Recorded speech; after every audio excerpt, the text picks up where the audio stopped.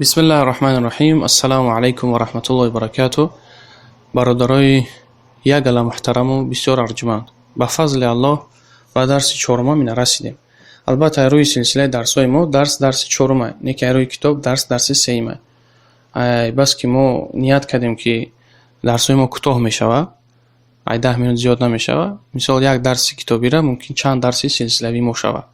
بخاطر میگه که درس الثالث، درس سوم، مؤلف در شماره درساش رقم‌های ترتیبی را اختیار کرده. من رقم‌های عادی را در درس سوم آخرش گذاشتم. 1 2 3 4 5 6 تا رقم 10. 1 2 3 4 5 6. اینا میگه رقم‌های عادی. رقم ترتیبی چه خیلی هم تاجیکی هم خیلی میگه که یکم، دوم، سوم، چهارم، پنجم. این رقم ترتیبیه. رقم عادی 1 2 3 4 5 6 7 8. هم خیلی دیگه در عربی یک میشوه واحد، یکم الاول، دو میشوه اثنان، دوم الثانی، سه میشوه ثلاثه، سیم الثالث، چهار میشوه اربعه، چهارم الرابع و غیرش. امی اهمیت بتین شماره درس را انشالله که یاد میگیره، هم رقمای عادی را هم رقمای ترتیبی را. میگه که بیتون البیت، کتاب الکتاب، قلم القلم، جمل الجمل. درس امروز درباره الف لام تعریفیه. البته روی تفصیل اگر بگیریم الف لام در لغت عربی چند نمود میشود و هر یک نمودش بود یا چند قسم دیگه داره. مثلا الف لام تعریفی چیه؟ جنسی، الف لام تعریفی عهدی، الف لام تعریفی بیان حقیقت. هر یک تا همین الف لام ها با بگیم با سه قسم و با دو قسم تقسیم میشه و هر یک قسمش همه این را ذکر نمیکنم برای که سرتون پوک میشه و هیچ نمیفهمه و هیچ جایی ذکری او را هم نیسته. ما فقط بیان میکنیم که فرق درباره وقتی که در یک کلمه الف لام خوش شید، یک کلمه الف لام گرفتیم در چیه، همین را ذکر میکنیم و میریم ان شاء الله. میگه بیتون البیت. بیتون نکره های، این کلمه چی میگن؟ نکره، نامعین، نامعلوم.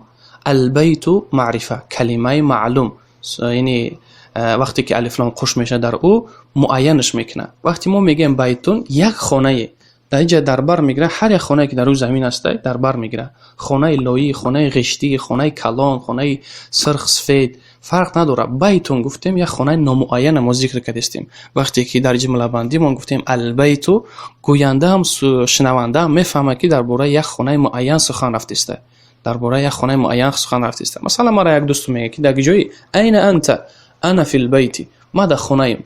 میتونید در ترجمه بگید که ما در خانه خودمم. برای چی؟ به خاطر که الف لام قیکوشید یعنی خانه معینه در نظر داری. شنونده هم گوینده هم میفهمه که درباره چی سخن رفته است. هم خیلی دیگه قلمون القلم، قلمون میشه یک قلمی، قلمی سرخ زرد سیاه فرق نداره. همین قلمون که گفتیم همه قلم را در بر میگیره. یکی وقتی گفتیم القلم ما الف لام تعریف قوش کردیم در همین کلمه یک قلم معین در نظر داریم. برای اون وقتی که ما بپرسیم یک کس بگویم برادر همین قلم آماده بوده، ما میگیم که اعطینی هذا القلم، الف لام قوشش میکنیم. برای چی؟ برای که ما یک قلم معین در نظر داریم، رنگش هم میدونیم، دیده استیم شه، شنونده هم میفهمه. برای اون درسته بگیم که اعطینی هذا قلما، درسته به خاطر اینکه ما یک قلم معین اشاره کردیم. هم خیلی دیگه کتاب الکتاب، جمل الجمل. سوختیا دوست داشتم سغربیش شوخ بود، میگفت که عربی هم تریب ده، میگه می بیتون میگی قلم میشه و میگه قلمون، مسجد میشه و مسجدون، دفتر میشه و دفترون. همین علی تنوین خوش میکرده، میگه توری میشنه کو درختون، ماشینون، لباسون. خب الپیرشکل کپوست التهمت و الناگهان. نکی ترین است عربی آسان هیو. نکی بهتری حد نه که همه چیه تنوین خوش کردی دیگه هم عربی شوه. القلم مکسورون، میگه که قلمی شکسته. القلم مکسورون، قلم در لغت عربی جسم بیجانه مردانه های، برای اون صفت شم مردانه چی میکنیم اختیار میکنیم. مکسورون با شکسته زنانه است، یعنی صفتی زنانه است. وقتی که اون چیز زنانه را اگر گفتیم وصفش کردیم او هم زنانه باید وصف کنیم. مثلا میگیم که المسطره مکسورتون، مسطرتون میشه چی؟ جدول شکسته. وقتی جدول شکسته گفتیم در روجه تای مربوطه خوش میکنیم. تای مربوطه در عربی دو تا است، تای مفتوح است، تای مربوطه یعنی تای بسته شده. اشاره میکنه به چیزی زنانه، به چیزی زنانه. این انشاء استا میگذاریم. وقتش که آمد انشاءالله ما بیان میکنیم که مثال مکسورون یعنی ما وصل کردیم چیزی مردانه را، مکسورتون وصل میکنیم چیزی زنانه را. الباب مفتوح دری کشوده، الولد جالس والمدرس واقف. پسرک نشسته هست، مدرس یا معلم راستا ایستاده است. جالسون نشسته، واقفون راستا ایستاده. برای که ضمیرهای به نهایت مهم ایجاد کردن. ضمیر چیه؟ یا ضمیر ما داریم متکلم، ما در تاجیکی، مخاطب داریم تو، شما. بعد سیم غایب، میگیم که او مرد، او زن، فرق نداره، ما فقط هم او داریم. آسانه. ضمیرها در لغت تاجیکی به نهایت آسانه. در لغت عربی باشه کمتر زیادتر هست. مثال من میشوه انا، مایان میشوه نحن. این متکلمه. مخاطب هسته. بعد مخاطب تو میشوه انت و سوی مرد. برای زن با توی علاهیده هسته، انتی. برای دو کس میشوه انتوما. برای جماعت مردم میشوه انتم، شما مردها. و برای شما زنها واسطه انتون. این مخاطبه. واسطه غایب مثال چیکار میکنه؟ میگیم او مرد چی میشوه؟ هو. او زن میشوه هیه. خب مثل ارسی آن، انا.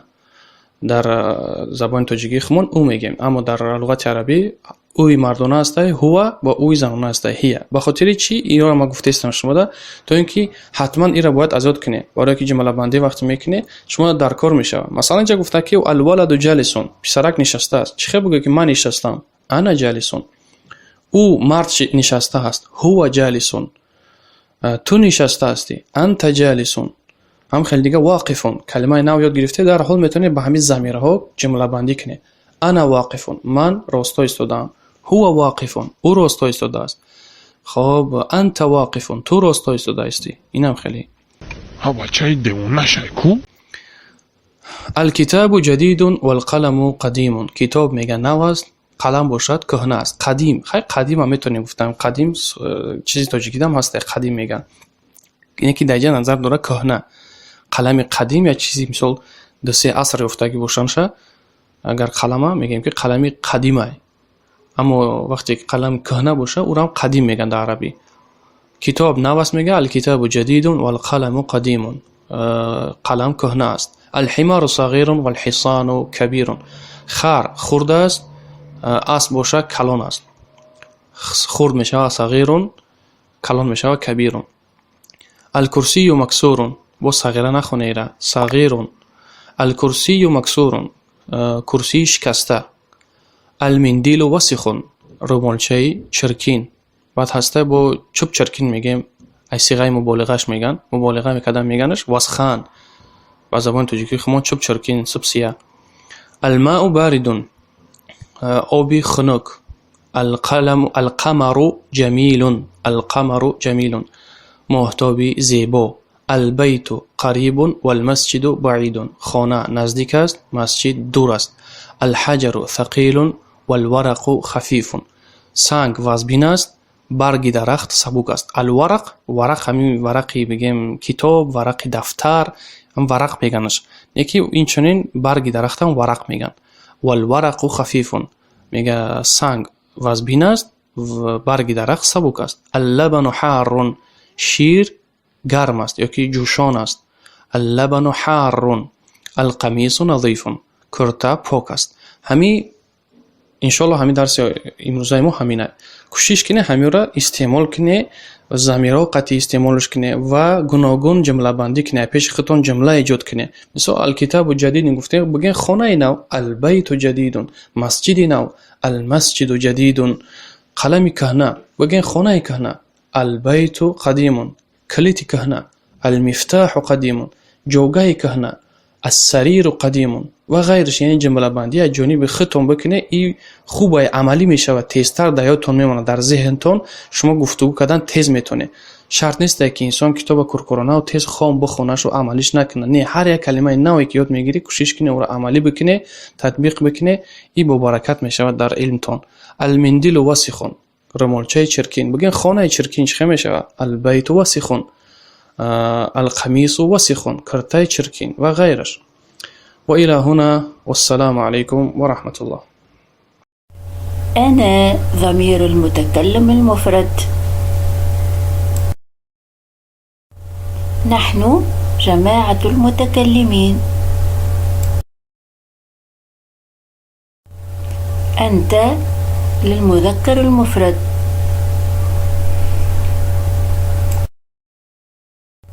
أنت للمؤنث المفرد.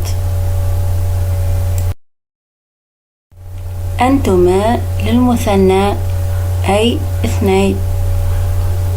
إما أخاطب بنتين أو أنتما أخاطب ولدين أو أخاطب ولد وبنت فأقول أنتما. أنتم أخاطب بها أولادا وبنات. أنتم أخاطب بها جمع مذكر. أنتن أخاطب بها جمع مؤنث. هو للمذكر المفرد الغائب. هي للمؤنث المفرد الغائبة. هما للمؤنث الغائبتين.